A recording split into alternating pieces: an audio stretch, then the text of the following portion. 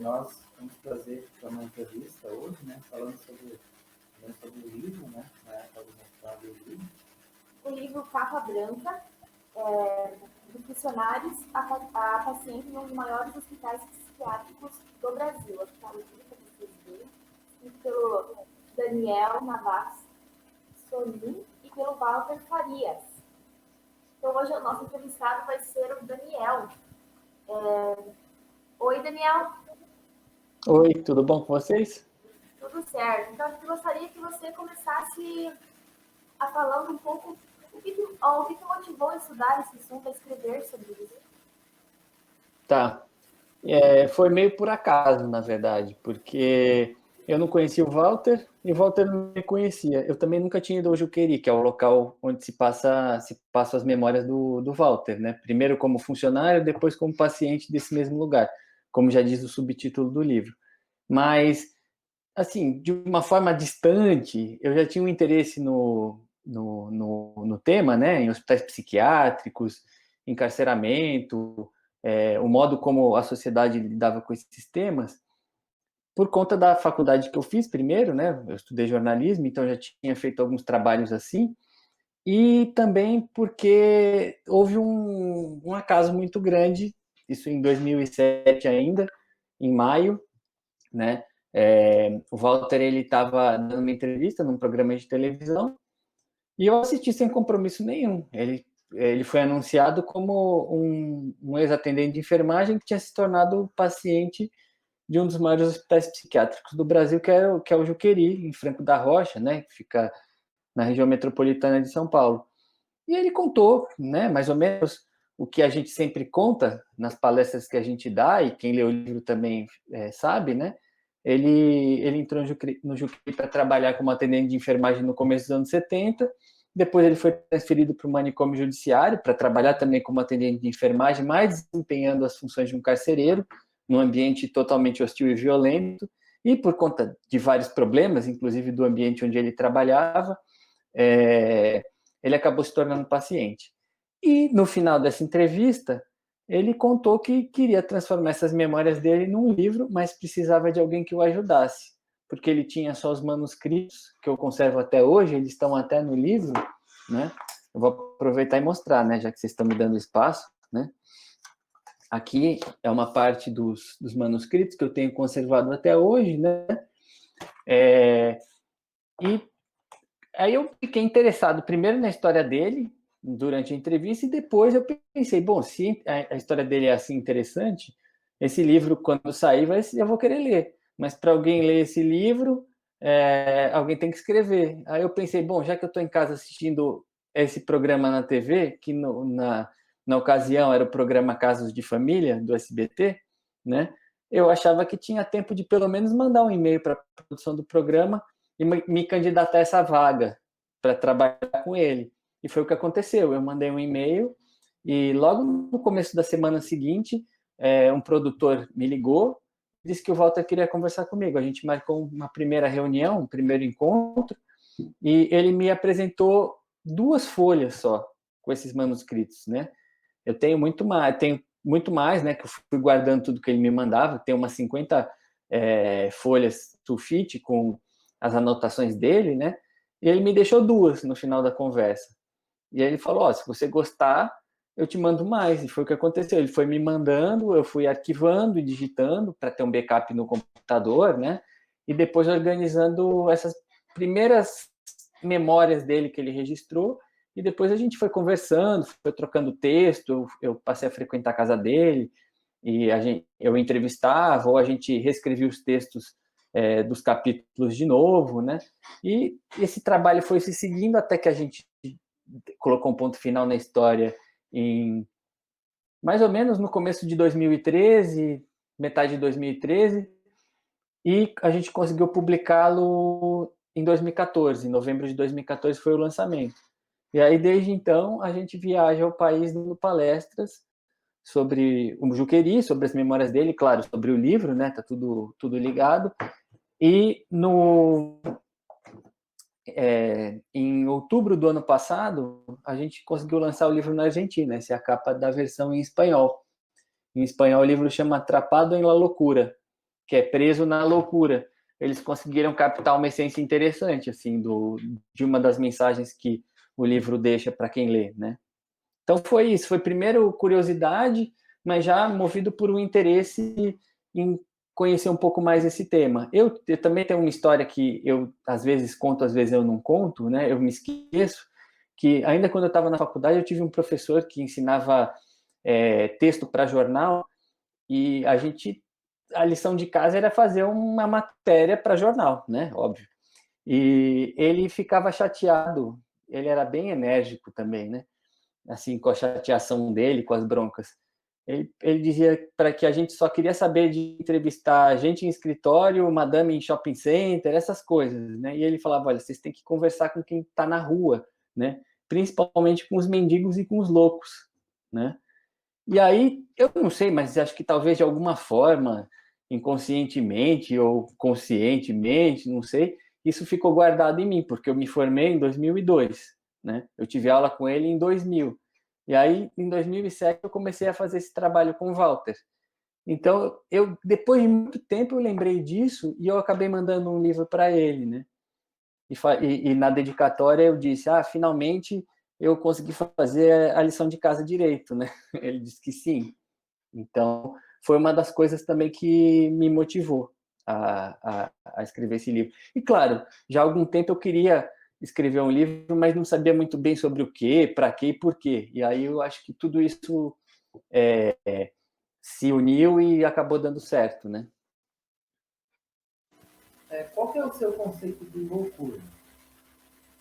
Olha, meu conceito de loucura é complexo, né? Porque eu acho que, assim, eu sou formado em jornalismo, né? Eu não estudei psicologia, nem psiquiatria, muito menos, né? Mas psicologia eu tive no terceiro ano do ensino médio e no primeiro ano da faculdade. Então, são coisas muito superficiais. Mas o que eu percebo, depois de tanto tempo lidando, durante o trabalho com o Walter e depois fazendo as palestras em universidades, até nos CAPs que a gente visita para conversar com os funcionários, com os usuários, ou em hospitais psiquiátricos também que a gente vai, e por conta do que eu precisei estudar para fazer o livro e para também ter conteúdo para as palestras, é que ninguém nunca soube muito bem lidar com a loucura. Eu acho que esse é o primeiro conceito da loucura, né?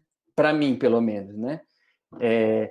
Uma das lições que eu tirei lendo o ensaio sobre a loucura, não, a História da Loucura, do Michel Foucault, eu tive que colar ali nos meus livros, né?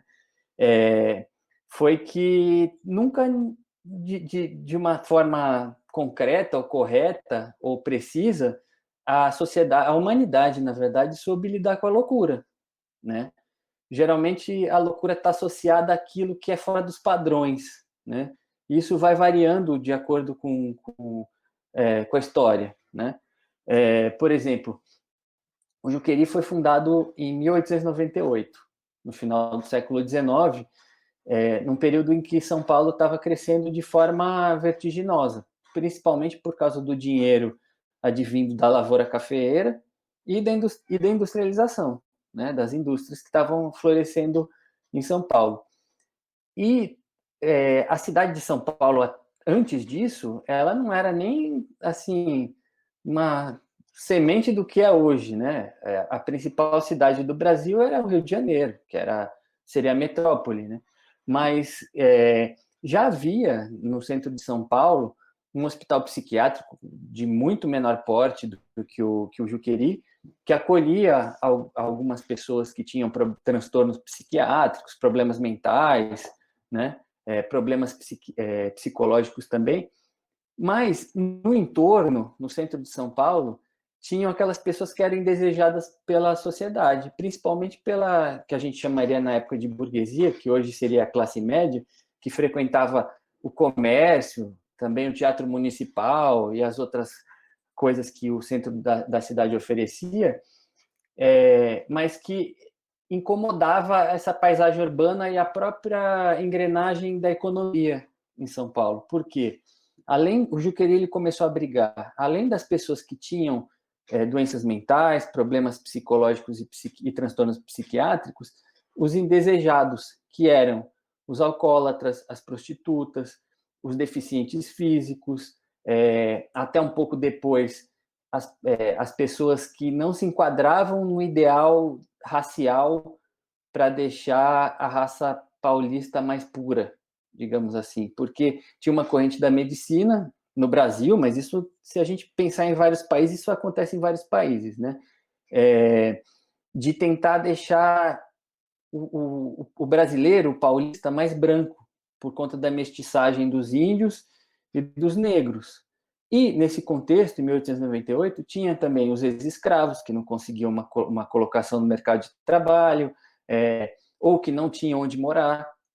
Tinham casos até de mulheres que o marido descobria que ela não era mais virgem e botava ela para fora de casa, a própria família não a acolhia de volta, né? E todas essas pessoas que não podiam trabalhar na lavoura nem na indústria e que, de certa forma, deixavam, como diziam na época, a cidade menos saudável, né? Iam para esse lugar que era afastado da capital. Porque esse hospital psiquiátrico pequeno que ficava no centro de São Paulo foi desativado e deu lugar ao Juqueri, que fica mais ou menos a uns 40 quilômetros distante da capital. Pegando o trem na Estação da Luz, que é uma das estações mais centrais de São Paulo, se chega no Juqueri, em Franco da Rocha, hoje, em 40 minutos, 1 hora, mais ou menos. Então, a ideia do Dr. Franco da Rocha, que foi o pai do Juqueri, baseado em modelos europeus também, de antigos sanatórios para quem sofria de tuberculose ou os leprosários para quem tinha hanseníase, era fazer um lugar afastado que não contaminasse o centro urbano, né, a metrópole, com essas pessoas indesejadas.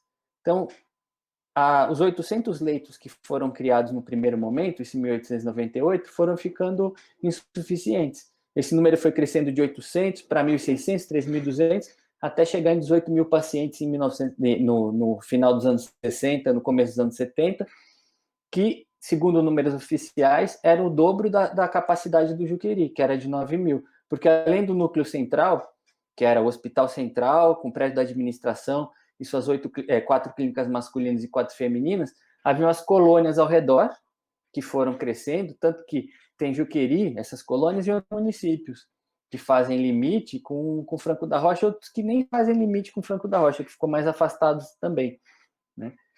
Então, o lugar que servia para acolher essas pessoas com esses problemas foi se transformando num depósito de pessoas indesejadas. Foram feitos vários levantamentos ao longo dos anos que mostravam que, claro, naquela época, eu acho que não se tinha uma noção tão precisa de diagnóstico quanto hoje, mas dá para se perceber que tinham pessoas que não deveriam estar lá, né? Tinha gente até que acabava virando paciente porque devia dinheiro para o vizinho. Então, era uma forma de eliminar essas pessoas do convívio social. E se a gente olhar ao longo da história, isso se repete em várias ocasiões, não só no Juqueri, mas em outros hospitais psiquiátricos, no Brasil, no exterior. Quando a gente foi para a Argentina lançar o livro, contaram histórias de hospitais em Buenos Aires também, que tinham a mesma lógica, o mesmo funcionamento e a mesma origem. Então, eu acho que um dos aspectos que eu definiria a loucura é essa falta de, não de interesse, mas de formas eficientes para se defini-la e saber trabalhar com ela. Hoje em dia, eu acho que também tem outro aspecto que a gente deve levar em conta, que é a função social e econômica. Porque a gente eu visitando os CAPs com o Walter, eu percebia que tinha, principalmente na periferia de São Paulo, mas isso também em outros municípios.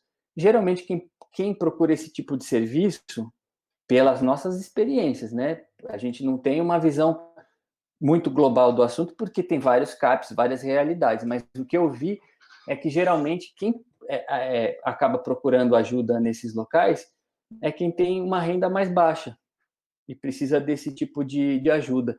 E uma coisa que me chamou muita atenção foi quando eu estive num CAPS, num bairro no extremo da zona sul de São Paulo, uma região bem periférica. Para você ter uma ideia, para chegar lá, um carro veio me buscar da Secretaria da Saúde, né, da prefeitura. A gente levou 3 horas para chegar lá com pouco trânsito, né? Então, às vezes é mais rápido ir voltar para Curitiba do que chegar em...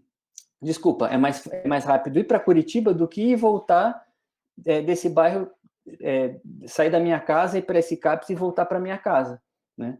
Soma as 3 horas de cada viagem, né? Dá uma ida para Curitiba. Mas, enfim, depois de uma palestra, veio um rapaz conversar comigo, ele devia ter 18, 20 anos, mais ou menos.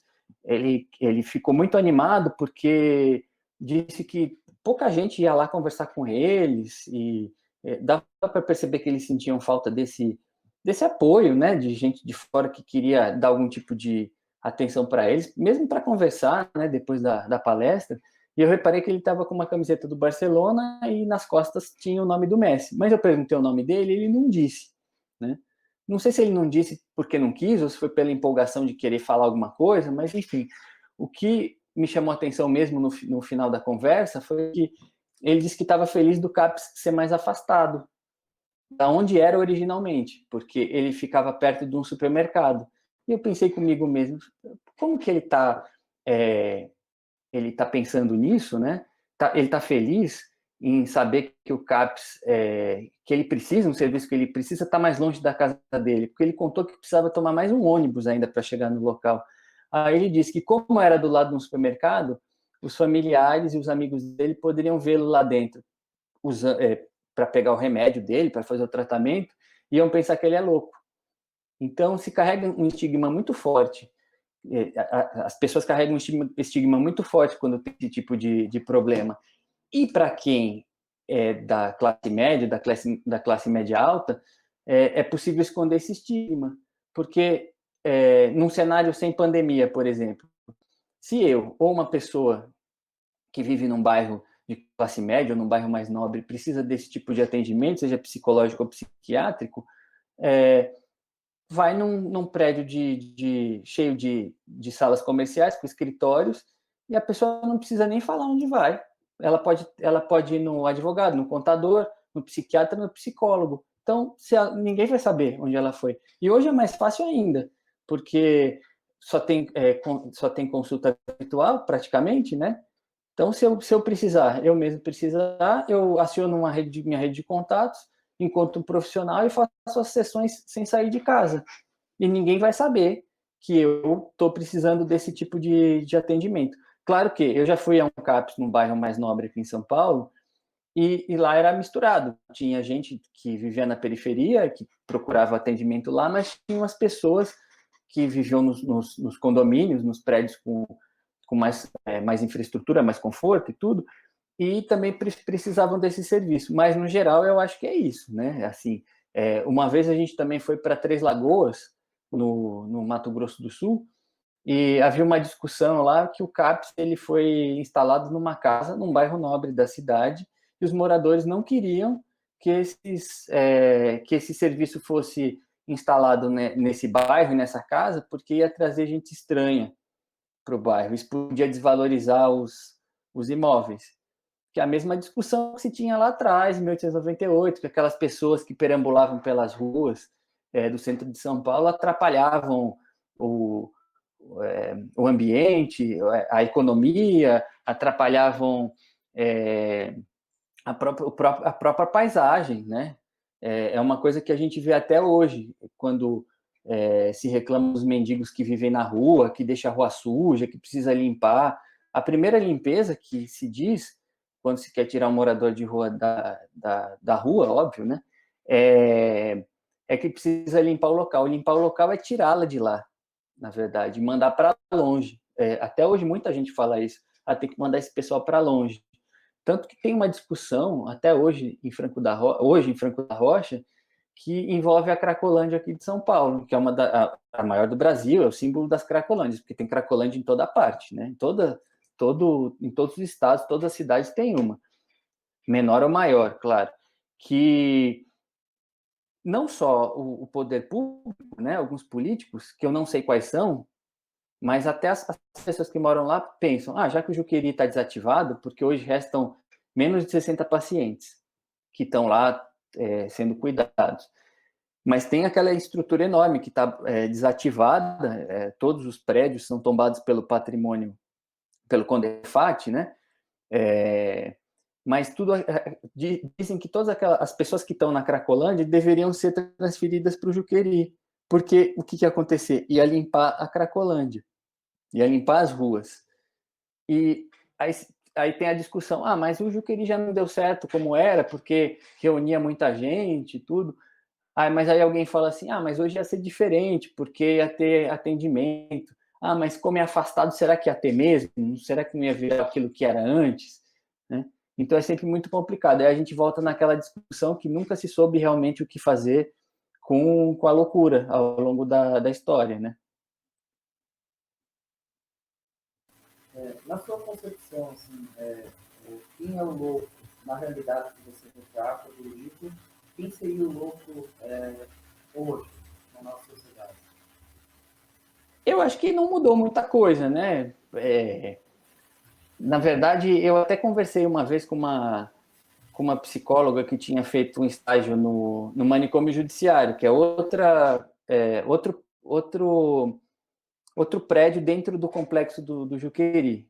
O manicômio judiciário funciona até hoje. Hoje ele se chama Hospital de Tratamento e Custódia. Na época do Walter, chamava manicômio judiciário e era administrado pela Secretaria da Saúde. Por isso que houve essa transferência. Hoje ele chama hospital, mas é administrado pela Secretaria de Administração Penitenciária. É uma coisa estranha, né? Antes não se chamava hospital, era administrado pela saúde, hoje é administrado pela Secretaria de Segurança Pública, a Secretaria de Administração Penitenciária chama hospital. Mas o que ela me disse é que hoje, a única diferença que tem do paciente dos anos 70 para hoje é que o interno ele tem um CID, então você consegue determinar um diagnóstico mais preciso. Mas naquela época também, o interno tinha o mesmo tipo de comportamento, mas não tinha o CID. Então, eu acho que hoje, pelo que eu observo, esse louco, né, ele continua sendo indesejado, na verdade.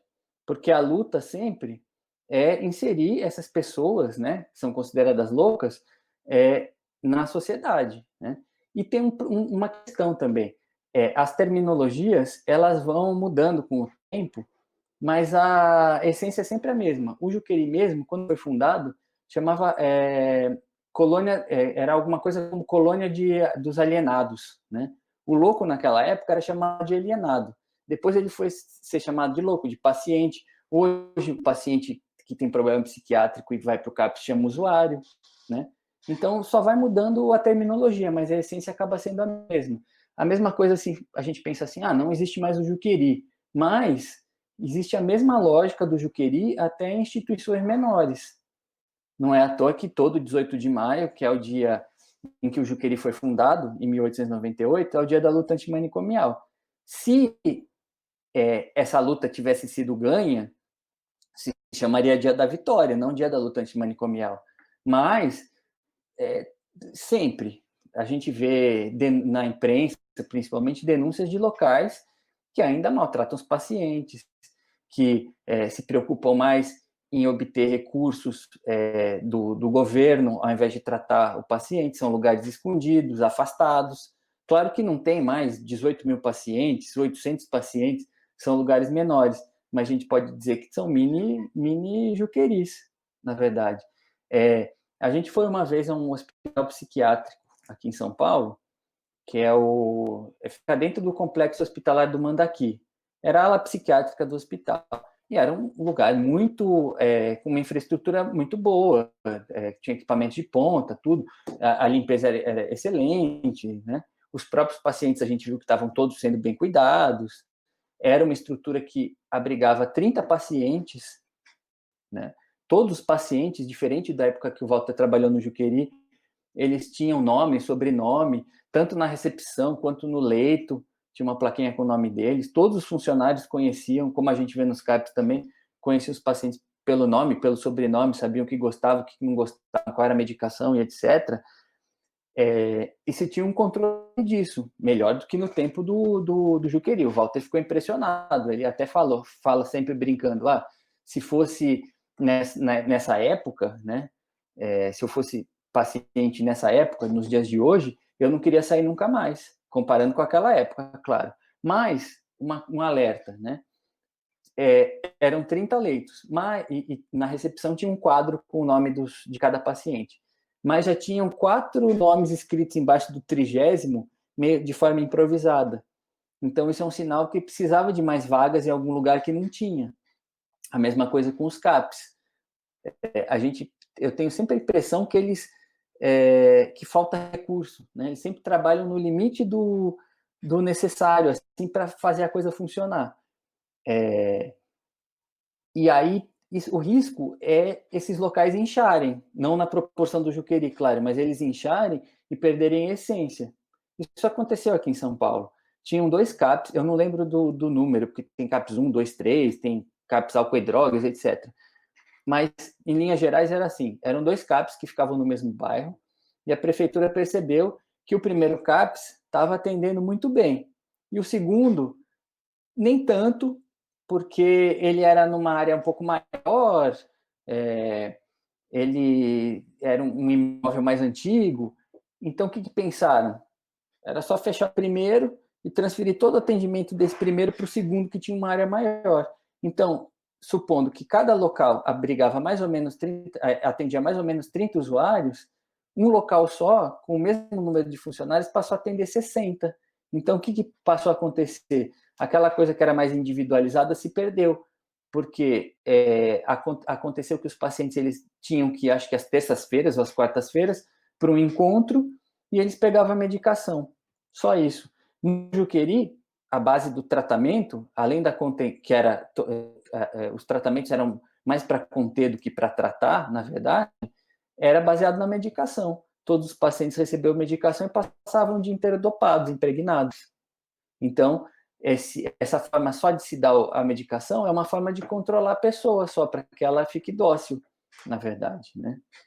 Então, eu acho que, para concluir, talvez, a gente tem que tomar cuidado com as terminologias e se ater à essência do que acontece, né? Para que a gente não repita os mesmos erros do passado. Claro, aquilo que foi feito, infelizmente, a gente não pode consertar, mas a gente pode fazer um presente e um futuro diferente. Mas a gente não pode fazer um presente e um futuro diferente só mudando a terminologia e o nome. A gente tem que mudar a essência também, senão tudo vira a mesma coisa, na verdade. Agora, eu gostaria que você falasse um pouquinho sobre o poder aquisitivo versus o isolamento. Eu acho que nos dias de hoje tem uma questão muito delicada com isso, né? O isolamento, além de deixar a gente afastado de praticamente tudo, causa alguns problemas e reforça algumas dificuldades, até algumas fragilidades da realidade em que a gente vive. Porque, por exemplo, para participar desse evento com vocês, é muito tranquilo, porque eu já trabalho com isso. Eu só precisei aprender alguns detalhes assim para facilitar esse tipo de encontro. Então, se, por exemplo, a gente está conversando aqui, meu computador dá algum problema, ou a internet cai, eu tenho como usar o celular, tenho bateria reserva para continuar a conversa, não haveria nenhum problema, até se isso fosse ao vivo. Mas se a gente imagina uma pessoa que tem mais de 60 anos, vive numa cidade periférica, sabe mexer no smartphone, mas assim, só no básico, que é rede social, Facebook, navegar na internet, para fazer esse tipo de coisa é mais complicado, além do investimento em infraestrutura, porque que eu estou usando Wi-Fi, mas se a internet cair, eu posso usar meu pacote de dados, meu 4G. Aí a gente volta a essa pessoa que mora na periferia, tem mais idade, tem menor poder aquisitivo. Se ela for acompanhar essa conversa, que já está levando mais de meia hora, provavelmente o pacote de dados dela acabou. Então, é um pouco o que acontece comigo e com o Walter. Quando a gente dá as palestras, é tranquilo. A instituição paga as despesas, a gente vai, conversa, fala e tudo, A gente, às vezes, só não precisa nem de microfone, dependendo do ambiente que está. Mas agora, isso acabou criando, não só para o Walter, mas para outras pessoas, o que seria uma inclusão digital, uma exclusão digital. É só a gente pensar na realidade da educação também, das universidades e das escolas. Como que as pessoas já tinham dificuldade para pagar a mensalidade, para se deslocar até a universidade ou a escola. Aí chegava na escola, às vezes não tinha giz, não tinha lousa. Agora, a pessoa precisa investir em internet, num smartphone, num tablet, num computador, seja lá o que for. Por isso que, desde maio, desde o mês passado, eu tenho participado desses eventos, apresentado live, mas eu tenho feito isso sozinho, o que é muito ruim, porque exclui o Walter da discussão. Eu me esforço, claro, para deixar as memórias dele viva, de deixá-lo de alguma forma em evidência, mas não é a mesma coisa se ele pudesse conversar com a gente aqui, ou se a gente estivesse pessoalmente gravando essa conversa, ou transmitindo ao vivo, ou com uma audiência no local. Se por um lado a gente consegue ampliar a audiência, porque esse vídeo vai para o YouTube, né? Agora quem está nos assistindo está assistindo pelo YouTube, no celular, no computador, numa Smart TV, num tablet, em qualquer lugar. Que seriam as pessoas que não estariam presentes fisicamente, mas isso pode chegar até em outros países. Por outro lado, exclui quem não tem condição não tem condição de investir na infraestrutura necessária para participar da conversa. Então, isso, de certa forma, elitiza a informação e exclui quem deveria estar participando também. Então, além de isolar fisicamente, isola digitalmente, eu acho.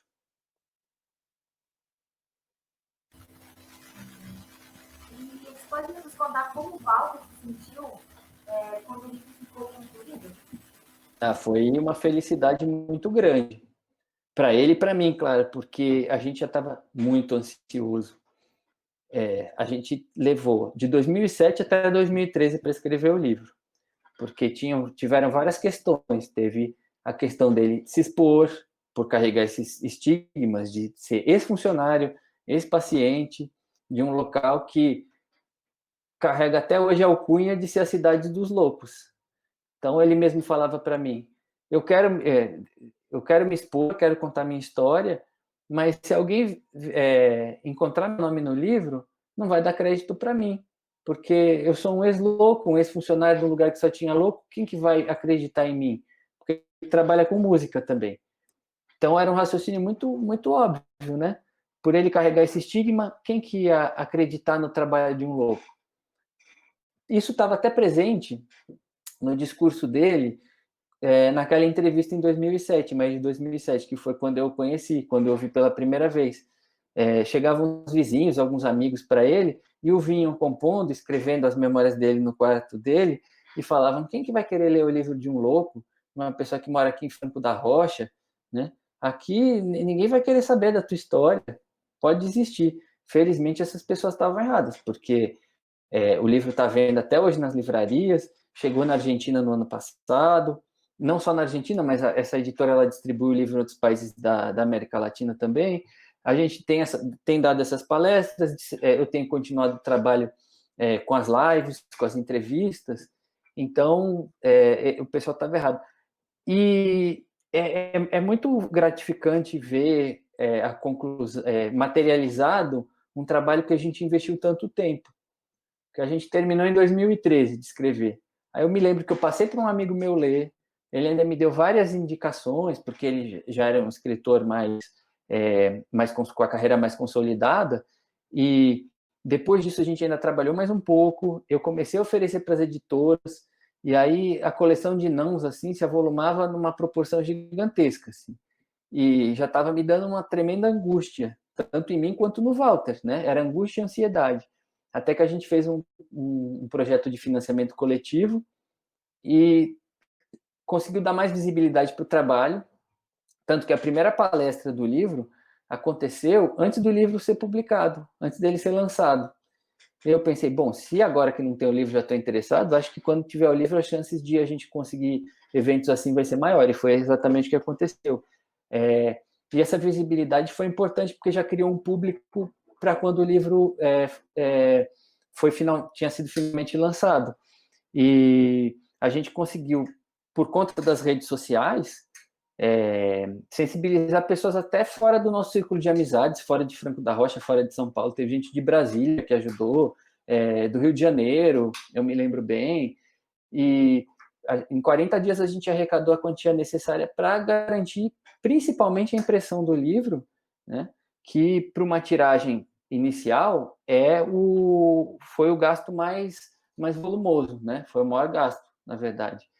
E a gente viu o livro sair da gráfica em 2014, o livro foi lançado em novembro, em outubro de 2014, foi quando o livro chegou para a gente. E foi super gratificante, tanto para mim quanto para ele.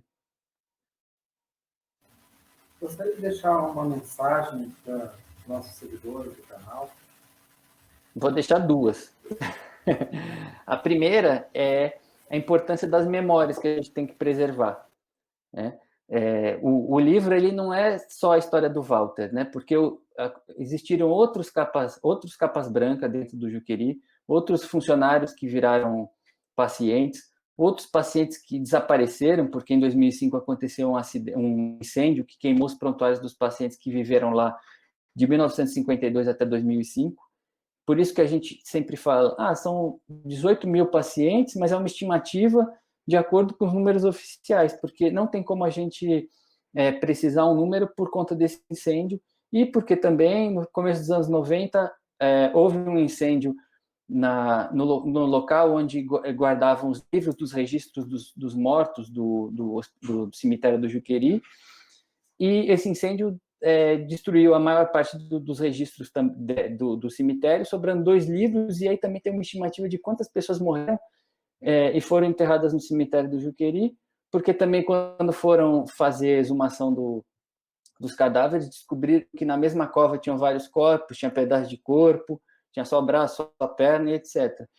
E quando aconteceu o incêndio, as memórias do local e dessas pessoas deixaram de existir, viraram cinza. E não só as memórias dessas pessoas, mas também a biblioteca do Juqueri, que tinha uma infinidade de livros sobre psicologia, psiquiatria, estudos de caso do local, né? Era um retrato do que era a medicina, a psicologia, a psiquiatria e a enfermagem no Brasil no século XX. Isso se perdeu. E, infelizmente, isso não acontece só no Juqueri. A gente vê que tem vários museus que estão abandonados por aí. Aqui em São Paulo mesmo tem o Museu da Língua Portuguesa, que pegou fogo, e talvez fique pronto em breve, mas esse em breve pode durar muitos anos. O Museu do Ipiranga também está fechado, e a gente não sabe quando vai abrir. Eu me lembro que eu visitei uma cidade em Rondônia com o Walter, e o museu da cidade, que contava a história da cidade, estava fechado também. Estava há anos fechado, porque faltava investimento, faltava interesse. Então, se a gente vive numa realidade, num país onde na qual a gente não tem memórias, fica difícil a gente olhar para o futuro.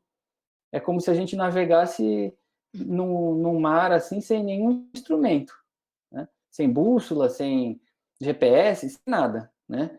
E a gente fica meio sem saber para onde ir. Isso que é o complicado. E o maior incêndio, se a gente for pensar no ano passado, o Museu de História Nacional no Rio de Janeiro também, que queimou tudo, né? Era um dos museus mais ricos do Brasil, que estava esquecido também, mas que agora virou cinza lá, né?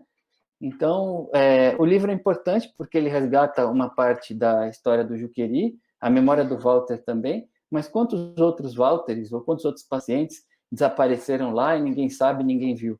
A própria sogra do Walter na época, nos anos 70, foi paciente do Juqueri. Ela chegou lá depois de ter caído de um caminhão de boias frias, que faziam corte de cana no sul de Minas, foi levada para lá. Ele e a esposa dele, na época, a visitaram algumas vezes, depois ela sumiu, ninguém mais viu, porque se perdeu naquela imensidão de 18 mil pacientes, de 20 mil pacientes, e ninguém mais soube o que aconteceu, né? E por isso que a história do livro ela não se esgota nela própria, né? É importante que a gente sempre revisite o passado para a gente aprender com aquilo que a gente sabe que foram equívocos, para fazer um presente e um futuro diferente. E para a gente saber para onde ir também. E outro recado, o último, ainda falando sobre livros, que eu sempre recomendo que as pessoas devam ler, para conhecer a história, para saber escrever também, né? Porque isso ajuda bastante. E para entender o momento que a gente vive, porque é importante a gente fazer esse tipo de relação do passado com o presente para fazer a construção do futuro. Se a gente lendo tanto o Capa Branca quanto o Holocausto Brasileiro, por exemplo, da Daniela Beggs, a gente vê a situação de holocausto que essas duas instituições viveram. Não é à toa que o livro chama Holocausto Brasileiro, né? Foram genocídios que, se a gente não coloca uma legenda na foto, a gente acha que está vendo um campo de concentração da Alemanha nazista, por exemplo. E essa realidade a gente vê em vários aspectos no dia de hoje, né? Essa questão estatística, por exemplo, são 18 mil pacientes, ou são 20 mil, são 30 mil, é sempre um número redondo. É o que acontece hoje com as subnotificações dos casos de Covid, ou com a contagem dos números oficial e a contagem do consórcio da imprensa, que nunca batem. Aí a gente pensa assim, poxa, mas se dá uma diferença de 50 pessoas, quem são essas 50 pessoas? O que aconteceu com elas? Quem são? Por que morreram? Ou na falta de teste para comprovar o diagnóstico do que a pessoa morreu, se foi realmente de Covid ou se foi de síndrome respiratória aguda. Aí a gente nunca vai saber, na verdade, como a gente nunca sabe por quem eram aquelas pessoas que estavam enterradas como indigentes no cemitério do Juqueri também. Então, é claro que é importante que as pessoas que estão assistindo essa entrevista leiam o Capa Branca. Claro, a gente fica muito satisfeito em saber que estão acompanhando o nosso trabalho também dessa forma. Mas eu acho que o importante é ler de tudo, né? Principalmente quem trabalha com psicologia, né? Quando eu me deparo assim com obras completas do Freud, estudo de casos do Jung, é um negócio assim que são uns tijolos gigantes, assim, dava para, eu acho que erguer a parede de uma casa, na verdade, com tudo que eles escreveram. E sem essa base toda teórica, é impossível de vocês trabalharem, independente da linha que forem seguir. E tem mais uma coisa, assim, para deixar bem claro a importância de se ler. Eu acho, o burro, se pudesse, ele leria, para aprender a deixar de puxar carroça. Como ele não tem condições de comprar um livro, não tem condição nenhuma, nem física, nem econômica, nem nada. O argumento dele para não puxar carroça é o coice. E nós que temos condições de comprar um livro, de ler, ou de pegar emprestado um livro, ou de pesquisar e achar por um preço menor, a gente tem como criar argumentos diferentes daquele do burro, que é o coice. A gente tem como argumentar de forma mais inteligente para realmente construir esse presente e esse futuro diferentes, mais humano, sem tanto sofrimento, com mais bem-estar para todo mundo.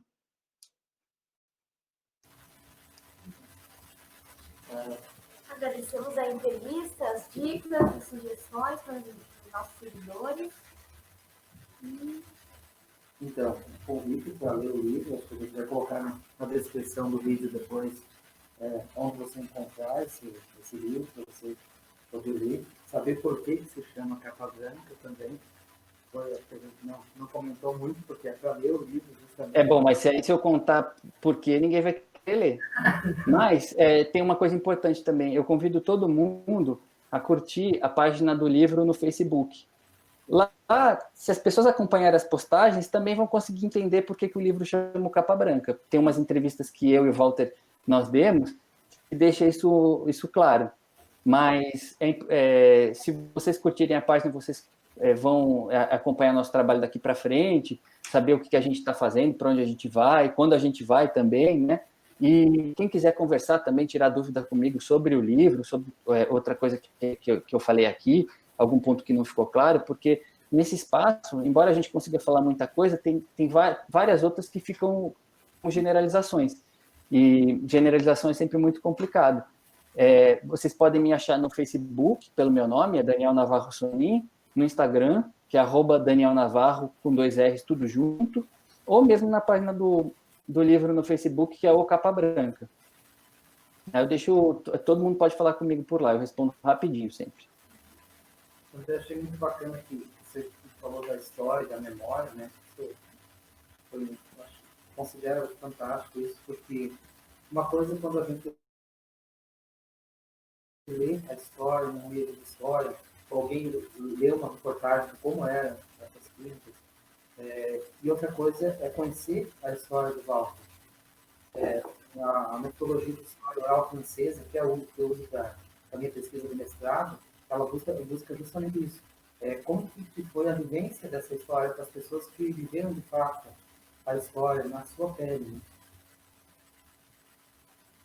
Né? Exatamente. Até tem uma coisa interessante que já aconteceu várias vezes com a gente, foi de ir nas universidades e chegar um professor para mim e falar assim, eu dei o livro de vocês para os alunos lerem em tal semestre, porque aqui tem toda a teoria explicada na prática.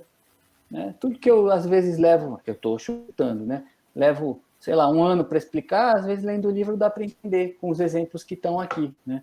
Tem gente que fica até tentando descobrir qual é o diagnóstico do Walter quando lê, o que aconteceu, o que não aconteceu, por que o paciente se comportava daquele jeito ou não. Isso é muito interessante, porque abre a possibilidade de sair das generalizações que até o livro tem um pouco, porque ele é só um período da história, mas muita gente, depois que lê o livro, se interessa em pesquisar mais sobre o Juqueri, sobre a história da saúde mental e etc. Né? Quase todo ano tem alunos do curso de jornalismo que nos procuram para fazer outros livros, né, que são os trabalhos de conclusão do curso, que acabam sendo livros, reportagem ou até documentários sobre o Juqueri. Isso é muito bom. Então, a gente vai finalizar agora. Nosso agradecimento a você pela disponibilidade, pela entrevista. E é isso. Obrigado pela oportunidade.